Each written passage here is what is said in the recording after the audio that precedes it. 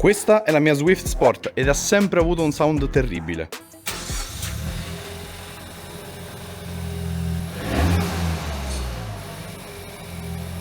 Il nostro amico Ignazio infatti è venuto qui con la sua Swift per risolvere questo odioso problema. Ignazio ha già un terminale diretto della Inoxcar con centrale originale, quindi vuole fare un pochino più di rumore.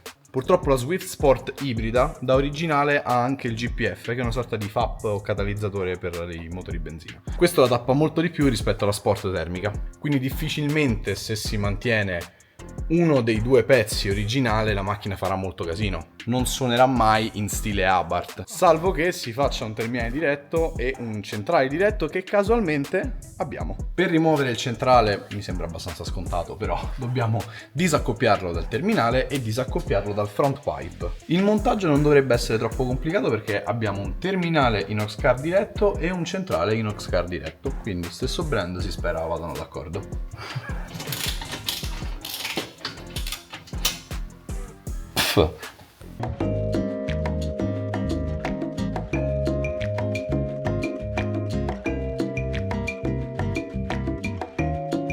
Andato.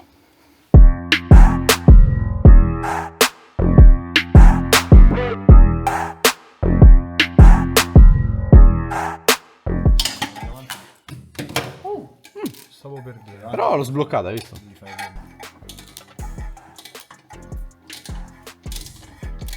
Bene, centrale disaccoppiato. L'unica cosa che ci rimane adesso è effettivamente tirarlo giù. Abbiamo questa staffa in mezzo, ma secondo me ce la facciamo passare tranquillamente facendo un po' tipo Tetris. Leviamo il supporto dello scarico, il gommino da qua. Vieni assistente, vieni assistente. Tienimi là perché adesso levo il gommino qui, non vorrei Che droppa male. mi vola, esatto. Vai, ci manca solo. Ok. Aspetta. Tranquillo. Allora, vediamo se ci passa. Secondo me No. sì. Aspetta. Gira ancora. No. Dai, al dito. Ok. Ovviamente alleggeriamo pure, Questo è il front pipe di cui vi parlavo, che è questa sezione di tubo anche abbastanza piccola, che va dal centrale al catalizzatore. Non si vedrà benissimo, ma ci tenevo a mostrarla lo stesso. Adesso dobbiamo fare un po' di Lego con i due pezzi dell'Inoxcar, perché non avviene in un pezzo unico.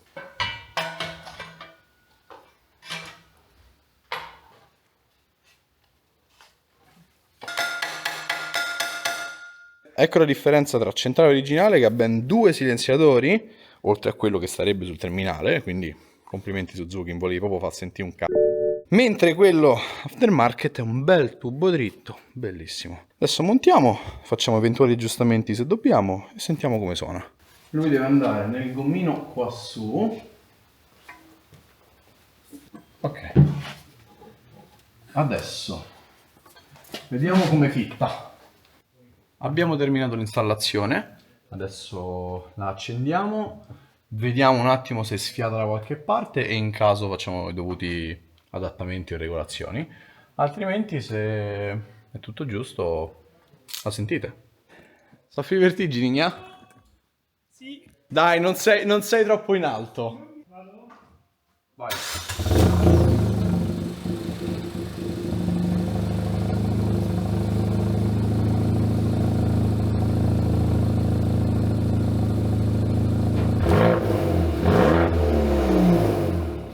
Allora? Beh, devo dire, più di quanto immaginassi, però soddisfatto. Te l'ho detto, tutto dritto si fa sentire, Sì. sentire. Vabbè, darò un feedback poi. Dopo una settimana di utilizzo, Sì, torni esatto. qua a mettere il terminale O silenziato. magari, spero di no, ma se così fosse almeno ci avete un feedback reale, da chi vuole una cosa giusta. Anche io ai tempi, quando mi interessavo a fare lo scarico della Swift, che alla fine ho deciso poi di non fare essendo la mia daily, ho avuto un po' di difficoltà a capire quale fosse la configurazione più corretta per la ibrida, perché per la termica è facile, metti un tubo dritto sul centrale e suona molto bene, il giusto. Però per la ibrida non è così.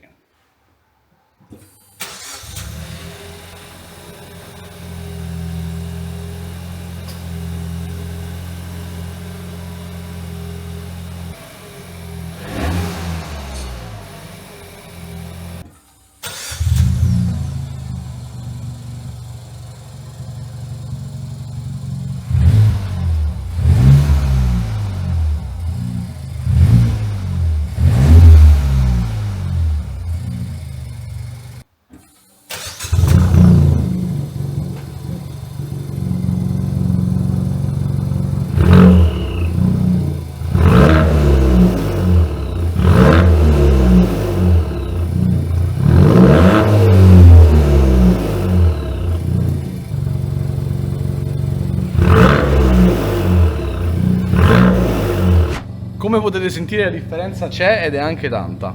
Ora andiamo al volo a vedere come si sente in movimento e tiriamo le conclusioni.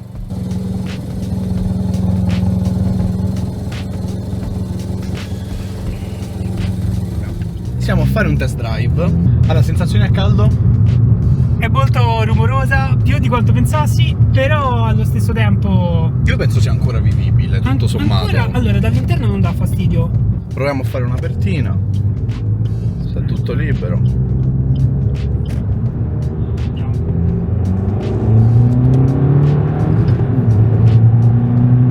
Guarda, pensavo peggio da Non ho dentro. capito niente. No, dai, si sente la differenza. Un pochetto, ma... Guarda, da dentro pensavo peggio. Sì, infatti. Ora dobbiamo vedere poi Da fuori. Da fuori. Secondo me lì la differenza sarà sostanziale.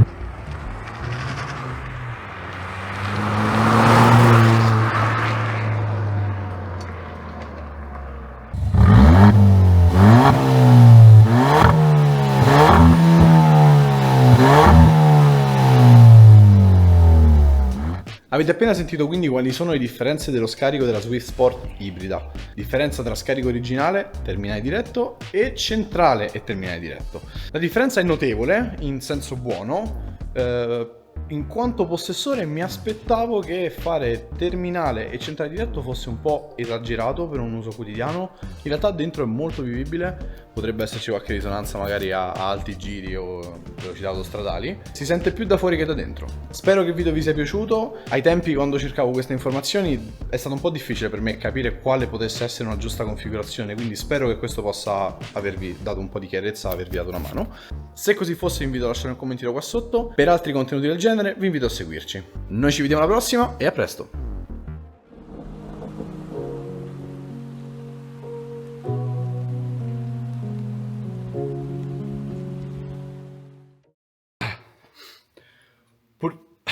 Ciao. Scusa, è stato... No, mi ha fatto ridere. Ciao.